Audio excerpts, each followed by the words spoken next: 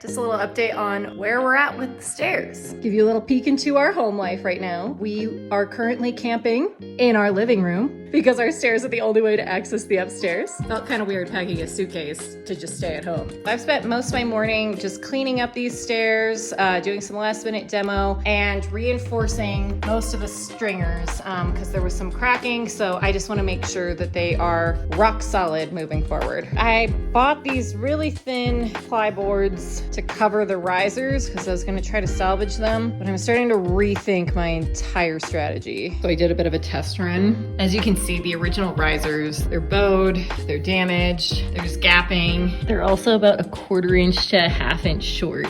So I either have to shim them up or maybe I just buy all new risers. It's one of those days, I guess. I feel like I've gotten almost nothing accomplished. I've just been staring at it for so long, trying to figure out how to make it work. I'm also really concerned about this detail. It's just a little funky because like this is proud of the wall, but I want to have the skirt board end at the wall. But then there's also this gap, so we got to fill it in and the tread is going to extend out. I spent quite a bit of time drawing up some details, trying to figure out how it's going to work.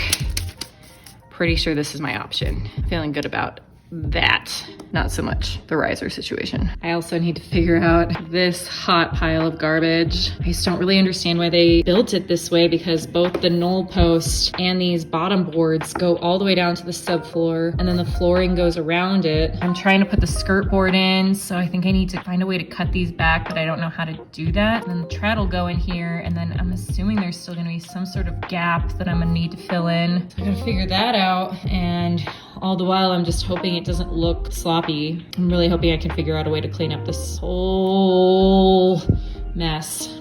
The more I go down this rabbit hole, you guys, the more I realize just how whack the construction of these stairs are. I think the best thing I can do right now is just take control of what I can control in this moment, and that's sanding the knoll posts. I can accomplish that. I can do this.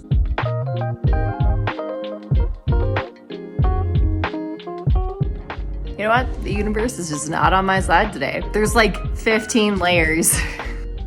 There's so many layers of paint and primer on this thing. It's gonna take me forever. I need to go get some paint stripper. Thanks so much for watching. Don't forget to like and subscribe for part 4 and follow along for more home DIY.